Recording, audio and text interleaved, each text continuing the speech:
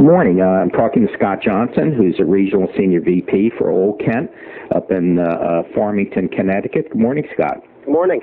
How you doing? I'm doing great. Yeah, wonderful. Well, look, I appreciate you taking the time to talk to us. And I thought I'd start the interview like I start all the interviews with just kind of asking really where you're from and where you went to school and kind of how you got in the business. Well, it's been a great run in the mortgage business. I went to school in Jacksonville, Florida. I was a college baseball player, wanted to be a pro baseball player.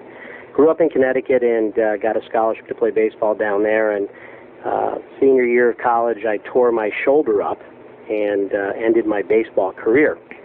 And I was a marketing management major and got out of college. And when did you get out? Graduated in 1985. Okay. And so you're a young guy. I'm a young guy. And graduated in 1985 and got out of school and kind of worked in some marketing jobs, and I started my own business. And then in 1988, I got into the mortgage business as a loan officer. One of my friends was working as a loan officer and said, "Scott, you'd be great at this." So I interviewed for a job with Merrill Lynch as a stockbroker, and I interviewed for a loan officer position with a local Connecticut company called McHugh Mortgage. And what I liked about the origination position was that they said, "Hey, Scott, you can work out of your house. You have flexible hours. You don't have to be in an office." And coming off my own business, I said, "Gee, that'd be great." So started in the business in '88 and really fell in love with it immediately. We had a real nice training program there, kind of a classroom training environment for a few months, and because the company was based in Connecticut, and that's the only place they did business, they were basically recruiting a class of rookies, and they had a manager in charge of sales who put together a training program, and it's about a 3-month training program. That's from January through March. And we basically also sat in about a week at a time with pretty much all the disciplines in the mortgage business. We sat through the processing process, the underwriting process, the closing process, the post-closing process, shipping, and collections. And so we got a little feel for what the mortgage business was all about. So it was really an excellent training environment. And became a loan officer, hit the road in April of that year, and it was pretty exciting to get out and start selling. Started working with real estate agents immediately, had a little bit of a territory outside Greater Hartford. And, I was one of those guys that it clicked with quickly. And, I think some people have natural ability, whether it's baseball, music, acting, math, science, but I think sales, you've got some gifts that you're given, and I was able to go out and establish some good relationships and immediately started bringing loans in the door. And that is unusual. And I just really liked the business. I liked being out. I liked developing relationships with real estate agents, and really worked hard at learning the business, because I felt like real estate agents, they have a choice on where they can refer their business to. But if they're confident in your competence, is kind of what I call it, confident in your competence, then you've got a big leg up. So my feeling was I needed to learn as much as I could about originating and the underwriting side of the loan products.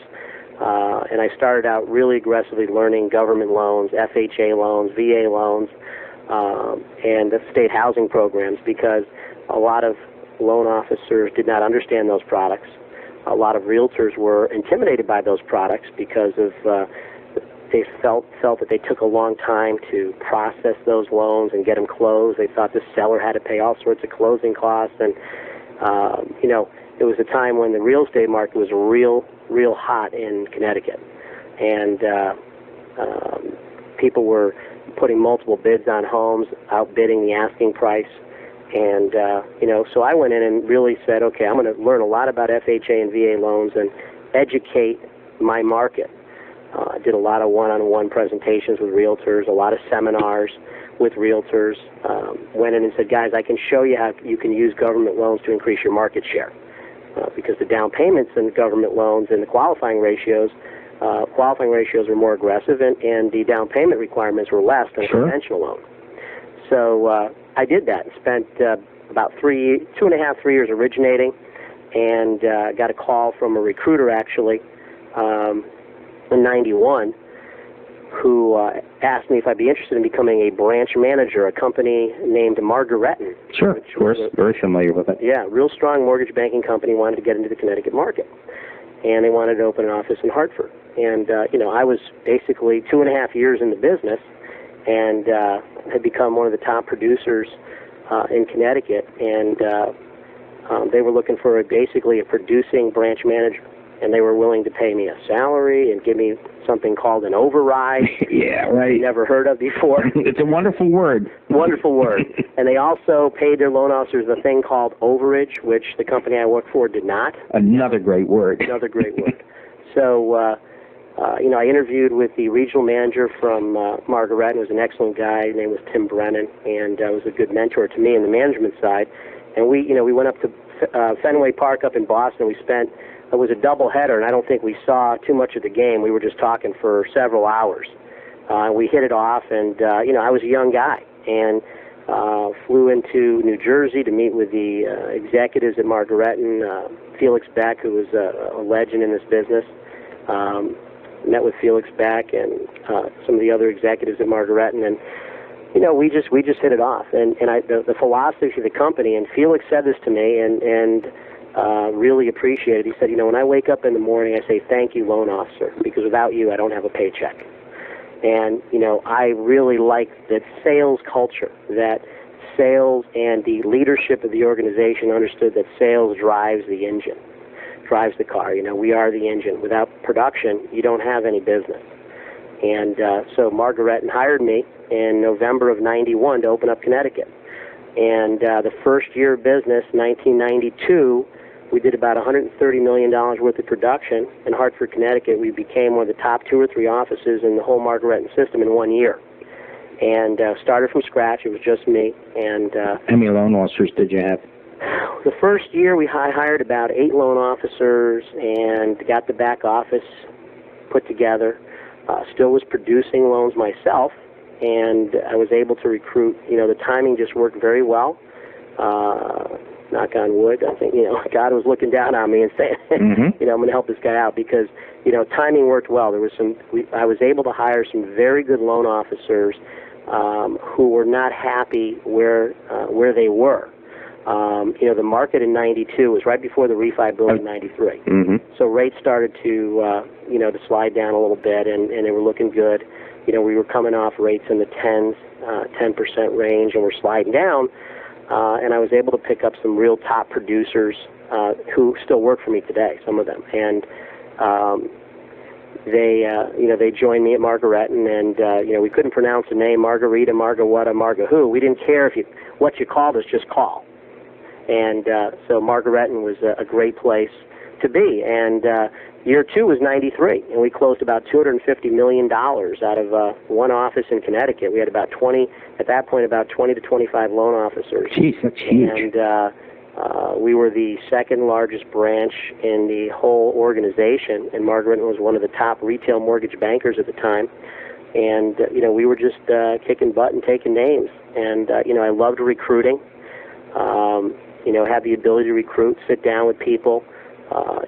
My philosophy is always, has been I do not want to micromanage. Being a loan officer, I understood the role of the loan officer, and I was still producing while I was building the office. So I understood about the process and the file flow, and I understood how our underwriting was, which was centralized in New Jersey. I understood how our closing was, which was centralized at that time in Massachusetts. So we're closing $250 million worth of loans basically just with local processing. And, beating our head against the wall sometimes because we didn't have local control. I understand, sure. So that was, and it was a great experience. It was a great experience, and unfortunately, in 1994, Chemical Bank bought Margaretton. Margaretton went public back in, I think it was '93, and Chemical Bank bought Margaretton, Chemical Residential Mortgage, bought Margaretton, and they bought the company, and they said they weren't going to change things. They had very little retail presence. They had about $800 million worth of retail production in the whole organization. Chemical Bank, one of the biggest banks in the country, and our office did $250 million. So and they bought Margaretten's franchise, which was probably about a $10 billion franchise or so. Yeah, well, eventually they got sucked up by Chase and then J.P. Morgan, of course. Exactly. Too. So you go from Margaretten, an entrepreneurial mortgage banker, to Chemical, and then in '96, Chemical and Chase merge. Actually, Chemical bought Chase, but they changed the name to Chase because the name had more power. So we became Chase, and again. Unfortunately, there's a difference between entrepreneurial mortgage banking and institutional banking. And the Chemical Chase world was not the same as the Margaretton world, and it was very institutionalized and it was not very sales-driven. The culture wasn't the same. So in 1996, I left Chase to go work for the former president of Margaretton and CEO of Chemical Residential, started his own mortgage company. And he hired me to basically open up the region for him in the Northeast. And about 3 months later, he decided he did not want to be a mortgage banker. So, unfortunately, I had brought quite a few people with me from the Margaretton days, and I get this phone call about a month or 2 months after I started saying things aren't going well, and I don't want to be a mortgage banker anymore. I'm a millionaire, you're not. Yeah, I'm going to Boca. I don't want to do this. Well, he ended up selling it to some guys out of Long Island, which it was not a good fit. It was a different culture. They were more of a subprime type of hard money lender, and we were a purchase money, sales-driven company, and it was a Connecticut office. And we had about 8 loan officers and a strong back office team. All those people had been with me since the Margaretton days, so it was the same initial startup crew almost at Margaretton from that first year or two that followed me through the Chemical Chase. The company was called America's Mortgage Source, the interim company. So in April of 1997, I went to the new owners of America's Mortgage Source and said, guys, this isn't working. Our cultures are different. And I said, let me go out and find a company to acquire us. You just bought us in January. Things aren't working well. We're not happy. I don't want to see the franchise disintegrate. You paid money for us. Let me go out and find somebody to buy us. And if I'm successful, then you work the deal out. But if I'm successful finding a company that I feel comfortable working for, that my team would feel comfortable working for, then we'll all win here. So they said okay. They realized they didn't want to. It was a fait accompli at this point. Right. They said okay. So I started doing basically a national search. I got to know a lot of people in the business from my days at Margaretton and Chemical Chase, and started doing a search. And I looked at about 10 companies, and I knew that Scott Johnson. I wanted to grow from the loan officer to the branch manager. To the state manager, which I was for Chase of Connecticut. I wanted to grow into a regional capacity. And I knew from my experience that I wanted a couple things that I needed to find. One, I needed to find a company that had an entrepreneurial spirit, that wanted to grow their franchise, a company that had capital, and a company that believed in my business plan and my model that I put together. And I'll explain that. So I did a search and found about 10 companies that were interested in me and interested in our group in Connecticut, narrowed it down to about 3 companies. All these companies were basically entrepreneurial mortgage bankers or bank-owned mortgage companies or some large mortgage brokers. And the company that I liked the best was a company called Old Kent Mortgage out of Grand Rapids, Michigan. Never heard of them before. Kind of an odd name, Old Kent Bank out of Michigan. But they've been around a while. They've been around in the Midwest. They were a very strong regional bank player. Absolutely. And they had just expanded and hired a guy who's my boss currently, Jack Karaszewski, who's the president of Old Kent Mortgage, and he ran the eastern half of the country, the eastern division, and they hired Jack to build that. And Jack had a very strong background in mortgage banking. He was the president of PNC Mortgage, president of Citizens Mortgage, had a company called Dominion Bank Shares out of Maryland. I'm familiar with him. Okay. Very strong. Excellent guy. Totally. And a really strong mentor to me. So I sat down with Jack and told him what I needed in my business plan. And I felt like the key to the success, Old Kent wanted to grow their franchise. So they made a commitment to Jack that they wanted to build. Number 2, they had capital. They said, hey, we've got money to build. Number 3, they had agreed to my business plan, and I basically sat down with Jack and I said, Jack, I've worked with a lot of top loan officers. I've been a top loan officer. I said, in order for us to build this franchise, we're going to need to take everything back and have local control. We need local control of processing, underwriting, and closing. I said these centralized systems that are being built around the country by some of the big players out there are frustrating top producers.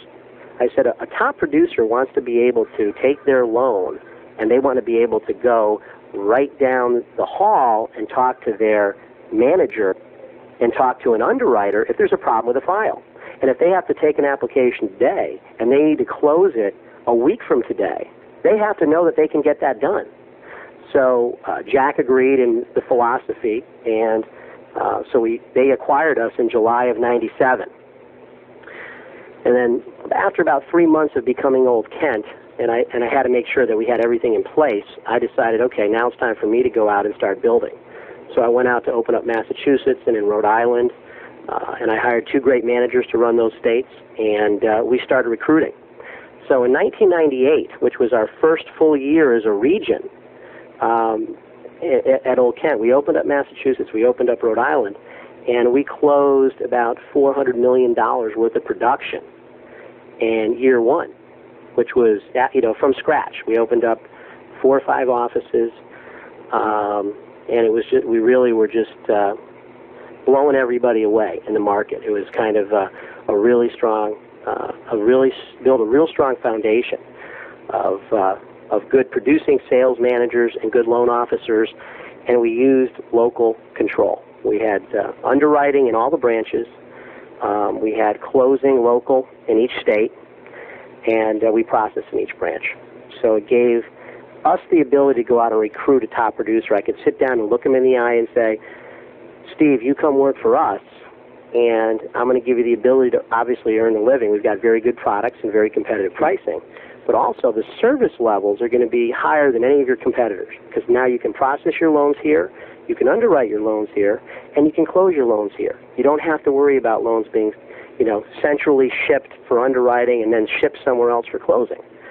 So I think that really helped us. And of course, Old Kent supported me with a lot of capital. So we were able to go out and spend money to go get people. And how did you guys? I'd like to interject for one of the few times. I do caution people. I don't want to talk about methods and practices of any company. We're really an idea company. But I do want to ask you something that I think will be of interest to the other regionals who will certainly be listening to this around the country, and that is, how did you go about hiring your managers specifically and building the organization up? Well, I think the foundation of a good business development, I think, is in recruiting.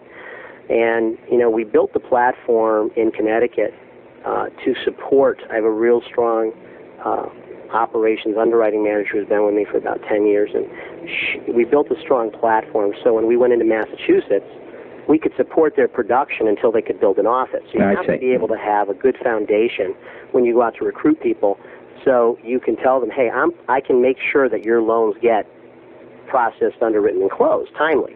Because, if you don't have any branches and you're trying to open up a new market, well, their loans are not going to be processed locally for the first few months.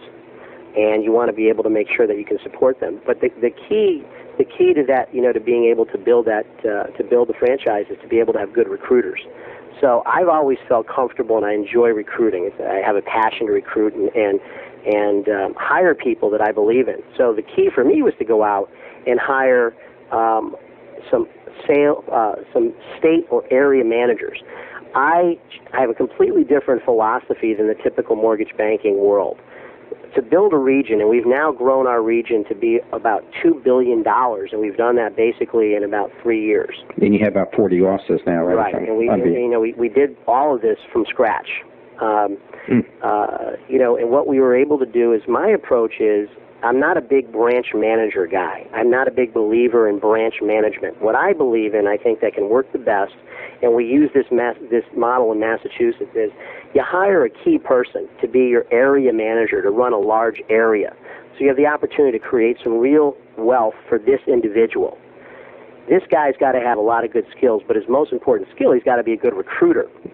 And what he will do is we would go out and we would recruit top producing loan officers, people without management experience, and we would have them become producing sales managers. We gave them the opportunity to, number one, focus on their personal production, number two, help them recruit, and then pay them an override on the production of their team. Number three, we train them and utilize their skills in mentoring, because good salespeople typically like to share their information with other salespeople, and they like to be heard. So we take a top producing loan officer who right now is only producing loans. He has no other way of earning income. And we hire them and we say, listen guys, you have no operational responsibilities. All you need to do is personally produce, help us recruit people, okay, and we'll help you. We'll offer that support with that area manager. He is a big recruiter, so he will help support the producing sales manager.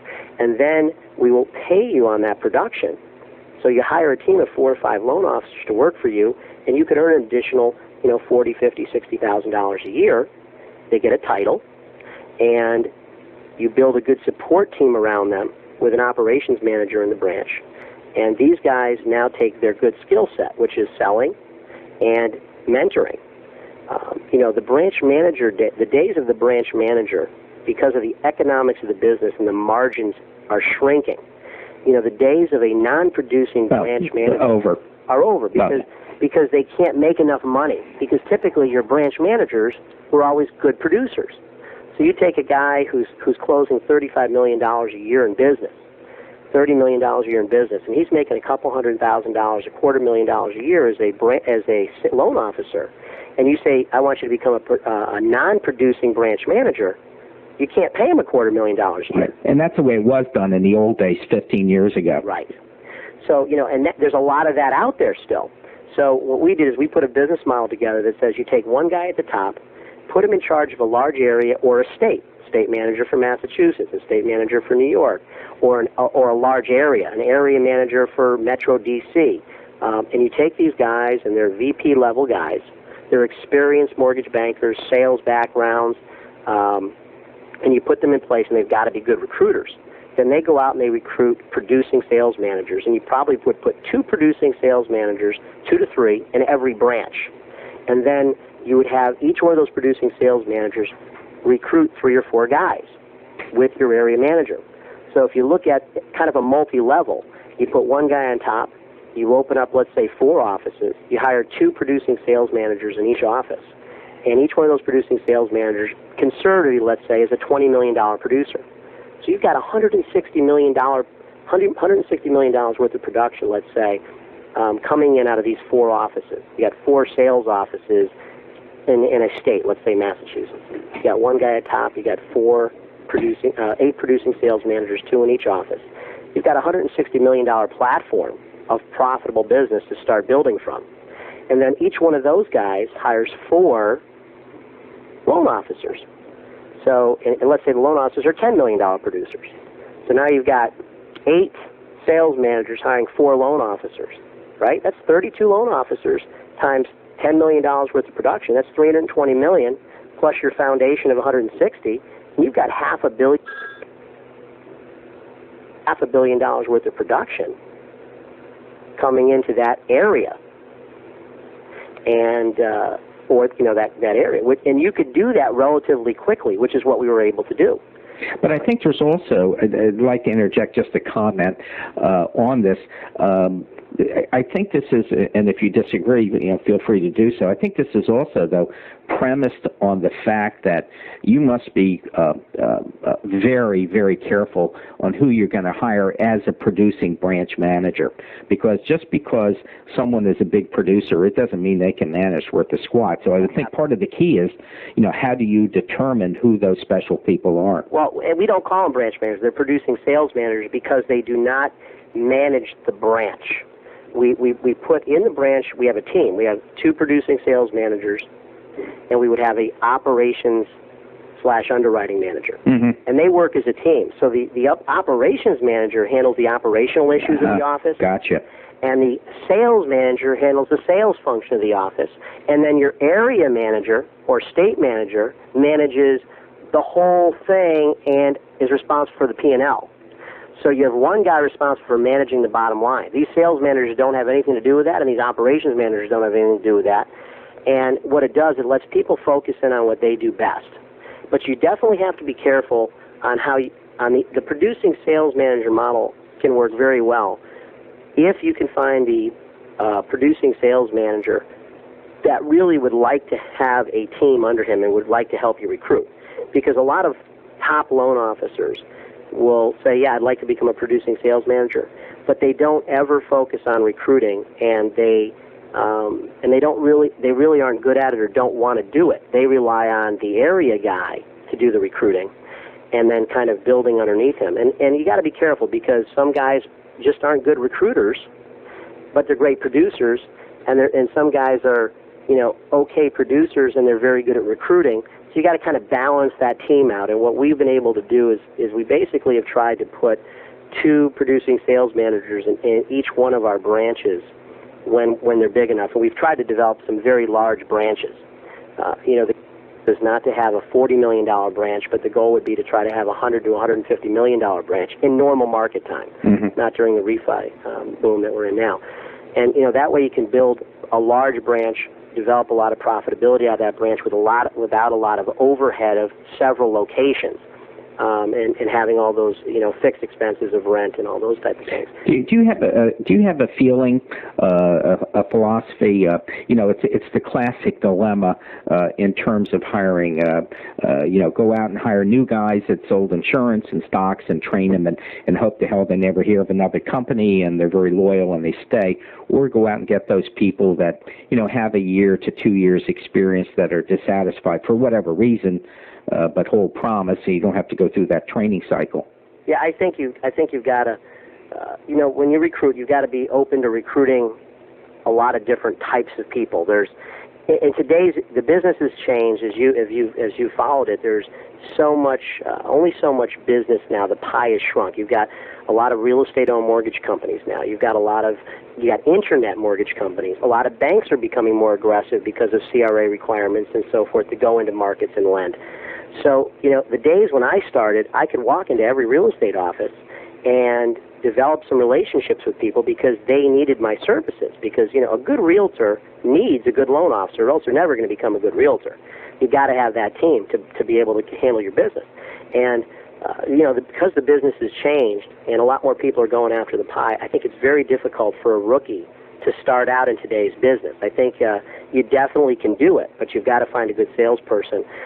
If you can hire, my ultimate plan would be to be able to hire experienced people that have a book of business, that have already built their own personal franchise, be able to hire those guys for whatever reason. They're unhappy where they are. Maybe they're not getting the service levels that they need, and try to find those people, because it's a lot easier to take a $20 million guy, hire him, put him into your world, into your business models, and support his business, than try to take somebody who's got no experience and get them up to that level. It may not ever get there. It might take them six months to 10 months for you to find out that this guy's not willing to work hard. Right. And this business isn't rocket science. I mean, this business is really a simple business. It's work, work, work. If you work hard and you go out and develop relationships, you're going to get business.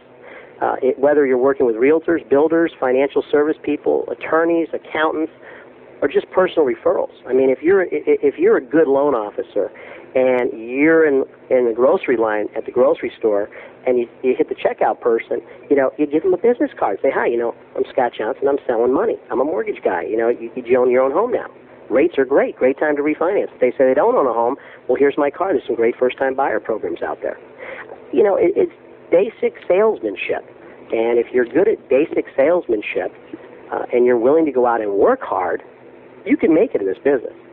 There's just a lot of people that you hire that don't have sales experience, or they're not willing to work hard. They want to sit in the office every day.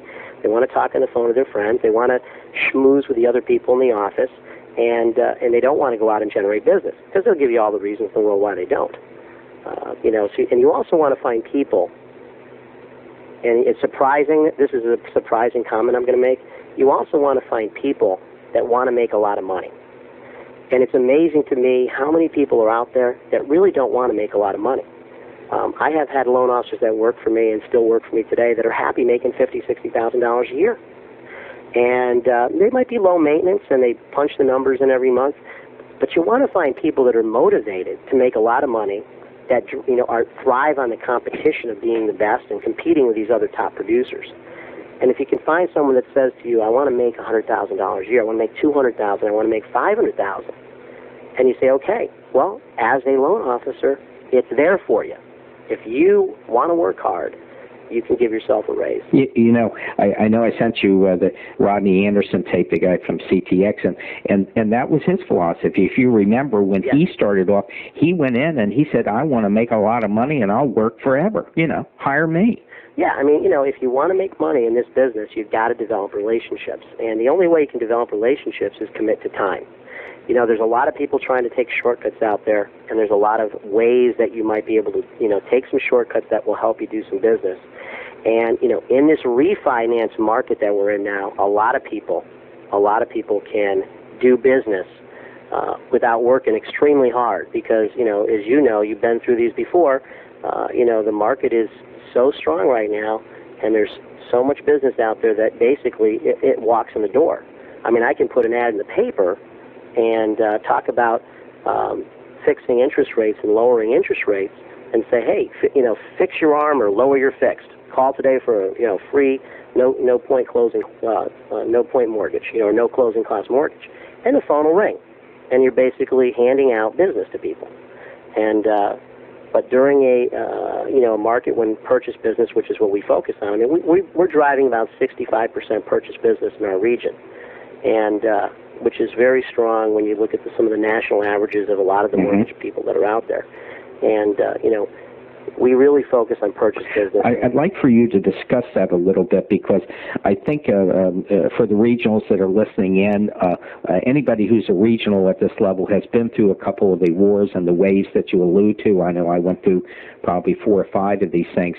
And the fact of the matter is that the refinances at some point, I mean, we've been on a great roll as this interview is being made. We're really almost on the verge of September 1 in the year 2001.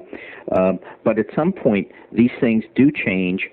You're starting to see a change, for example, I think, and history will prove me right or wrong, in consumer confidence. I think it's on a bubble right now, and it's leveling off. And I think we're seeing the first signs that are going to take place of some consumer resistance to buying, purchasing. But the refinance boom, I think, is going to level off at some point in time, unless interest rates drop to 6.5 with no points and then to 6. And, we should all be so lucky that that happens. But I wish you would address that issue of focusing on purchase monies.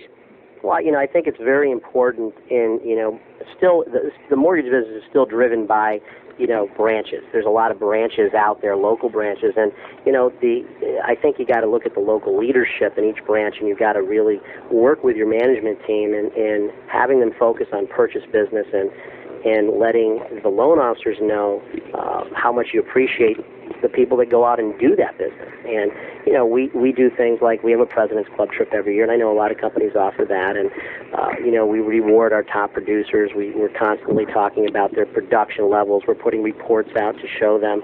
But, we talk about it a lot in the offices, which is very important. I think we communicate in the real estate we communicate what people are doing with their realtors, with their builders. So we're communicating, and because we have the producing sales managers, these guys are top producers. So they're mentoring. They're giving their ideas. They're doing the stuff like I heard with Rodney. They're doing that stuff. They're out there talking about how they're doing a home buyer seminar, or how they're going, visiting realtors. In the summer, and I've got, a couple guys. I had one guy that used to kind of bring in like a lottery ticket, saying, hey, use me, you could make $1 million, type of thing. I had one guy that used to go out and with a cooler of cold Diet Cokes, and in the summer when it's 90 degrees out and the realtors are dying in their office, it's hot. He'd walk around with a cooler of Diet Cokes or some Fudgicles or something. Isn't that a great idea? And low tech, but great. I love it. Yeah, little things like that, that you're handing out. You're bringing trinkets all over the place. You're handing out the pens and the mugs, and real estate agents love to get things. You know, they like to, and if your coffee mug, Old Kent Mortgage, is sitting on their desk or your desk calendar, you know, those are just things to keep them in their mind. And obviously, the most important thing is you got to be out on the road. And you know, a lot of people forget what got them to the top. And I've seen a lot of loan officers. They'll have that one good year. They've worked for a couple of years real hard. They'll have that one good year, and they forget how they got there. And so they don't get back out on the road again, and their business starts to decline. And they got to go back again, and they do well. Then their business starts to decline again. And you've got to find the time to go out and work and solicit business and continue to establish relationships, because it's real estate's a transient business. So you got to continue to go out and develop, because of the high turnover, you got to go out and continue to develop new relationships all the time and spend a certain amount of time every week marketing. And I think most of your top producers will do that. Physically, they might not be there all the time, but they're making phone calls, they're following up, or they're trying to do some mass marketing with, you know, maybe a home buyer seminar, or they'll try to go in and do a meeting to a real estate board, or a sales seminar to the whole real estate office, where they'll bring maybe some donuts and bagels in, and they'll do a seminar to the whole real estate office, so they can get in front of a lot of realtors at one time, because they're busy. And you know, you've got to be able to do that, and you've got to market your old customers. Well, I wish you would talk about that. You know, Todd Duncan, David Jaffe at Chase, really neat guy and a very articulate speaker and top producer. He calls it buying brain cells, and he's not the first one to use that term, but he's pretty good at it in maintaining those client relationships. I wonder if you just touch on that a little more depth. We've all talked about customer for life. I mean, I think probably every company or anybody you talk to talks about a customer for life, and I think you've got to be able to maintain a relationship with your customers. If you provide excellent service, and we feel that we support our people with excellent service, if the loan officer, who's the communicator, provides excellent service, he should be able to ask for referrals immediately after that closing, and he should be able to establish a relationship with them. And there's a lot of database management tools out there that, you know, Goldmine or ACT or whatever, but I think a lot of loan officers don't do that because they rely on the next deal. And I think a really successful loan officers going forward are going to have to market their database. I think electronically right now is a great way to network with your database. If you, and part of the 1003 should automatically be your email address. Name, address, phone number, email address should be right on the 1003. And I tell all my loan officers, because it's not on the 1003, I said, hey, write down their email address on there so you have it. Because you can send out broadcast emails in a matter of minutes, and it might just be, hi, how you doing? Interest rates are great right now. Have you thought about refinancing? And there's actually automated tools today that actually you can purchase or be part of if you have your own web page. That'll take all your customers, and let's say their rates are 8% or higher. It would automatically send them out an email that'll say, you know, interest rates are now, from you, interest rates are now below 7%, or they're 7%. Great time to think about refinancing. Give me a call. Well, you know, when you say that, in Mortgage Scholars, we have a product or a module called Sales Talk that are non-industry experts, and in that, I have two interviews with Kurt Warner, who's president of Arch Telecom. That does that.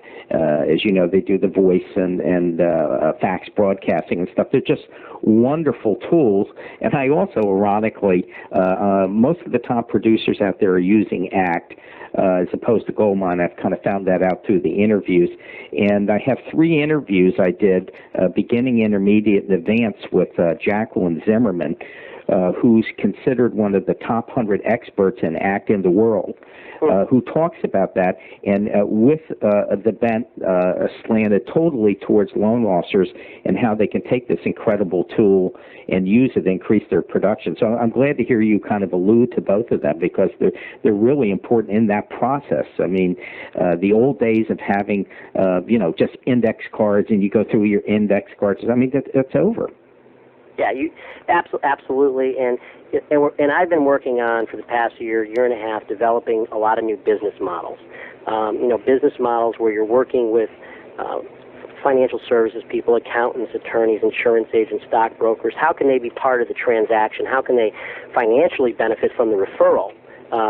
following RESPA guidelines, following everything that you need to do to stay, compliant. And how can you work with small banks? How can you work with mortgage brokers on a retail basis, not on a wholesale basis? There's a lot of non-processing mortgage brokers out there. The little guy who doesn't have the ability to process loans. So how do you work with those guys? How do you work with how can you hire part-time employees to work with you? Yeah, great area. Mm-hmm.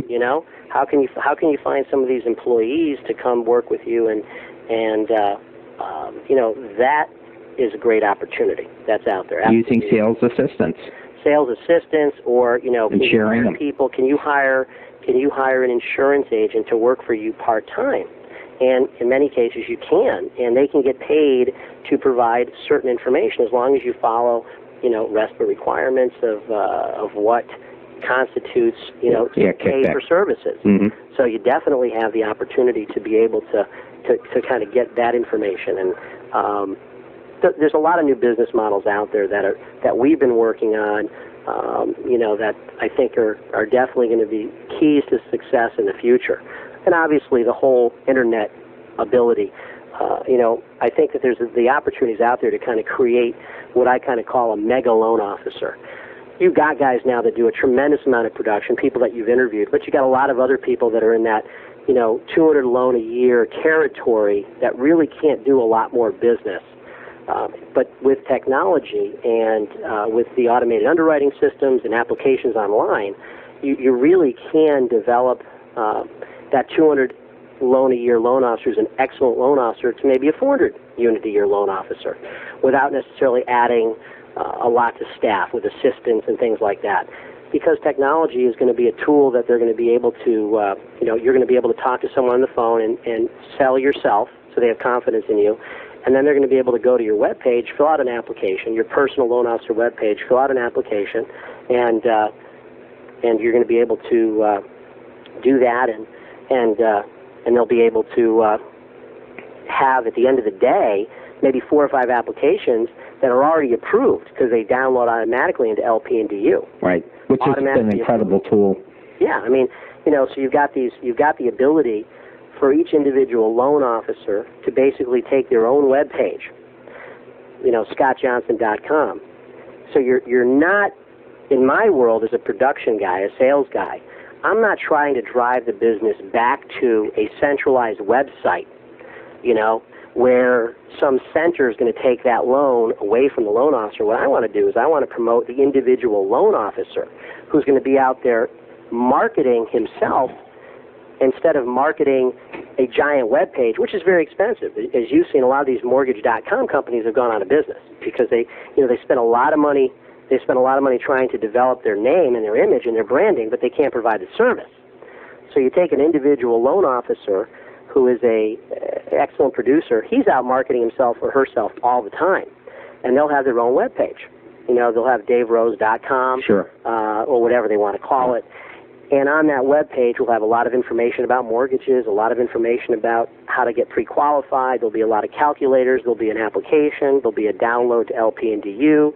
There'll be links to their referral sources, so they can create this whole environment, and where you can have a lot of referrals coming in and applications being taken online.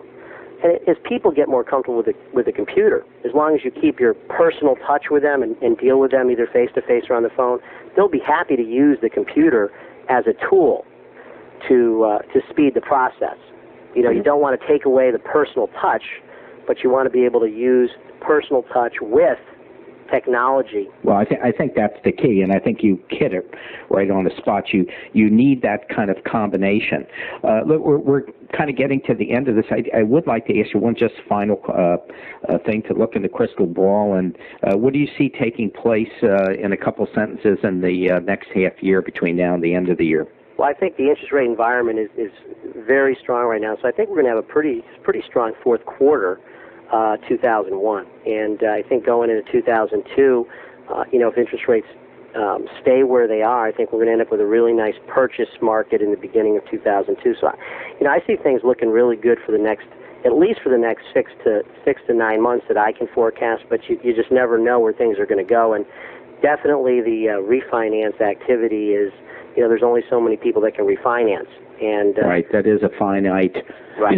Unless things drop to 6, we should be so lucky. Well, look, I want to thank you very much for taking the time to talk to us today, and then certainly this is targeted towards the other regionals out there who I'm sure would be very anxious to listen to this.